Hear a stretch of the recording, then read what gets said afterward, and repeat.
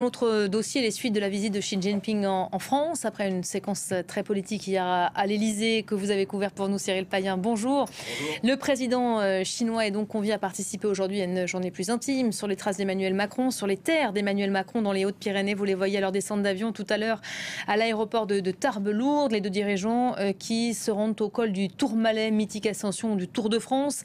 C'est leur deuxième et dernière journée pour une escapade, dit-on, du côté de l'Elysée personnelle, censée permettre un dialogue plus direct sur la guerre en Ukraine ou les désaccords commerciaux. Le président français s'est même lancé hier lyrique, nos montagnes françaises, j'espère qu'elles continueront de nous inspirer. Cyril, séquence plus intime en coulisses côté français, on dit espérer que ça va permettre d'avancer un peu plus. On rêve ou pas ?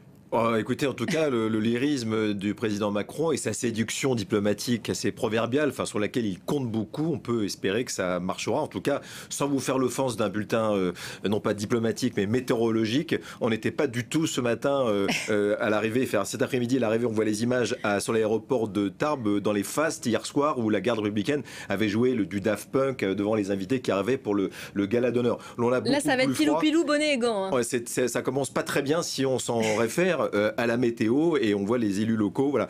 Bon, maintenant, il est vrai qu'on peut espérer un peu ou beaucoup de cette phase plus intime. Vous l'avez dit, ce sont les propres éléments de langage de l'Élysée. Après cette journée où on a essayé de se dire les choses assez franchement, les détracteurs diront du président Macron, et notamment sur la question chinoise. Je rappelle que le président Xi Jinping était là déjà en 2019 en promettant un peu les mêmes choses. Rien n'a vraiment bougé. Là, on est dans un contexte différent avec une concurrence commerciale extrêmement importante, une opposition de plus en plus frontale entre Washington et Pékin, et puis cette ligne de crête diplomatique, cette puissance d'équilibre, comme le répète le président français, ce rôle que voudra jouer le président français pour la France, mais également offrir un front continental européen à un président chinois, lui, qui n'en a pas vraiment l'attention. Alors, est-ce que d'aller effectivement dans les Pyrénées, on a vu d'ailleurs le président français expliquer au président Xi Jinping que c'était une étape importante du Tour de France. Il était très chaleureux avec un des élus locaux, qui est donc l'élu, le maire du village où il a passé son enfance.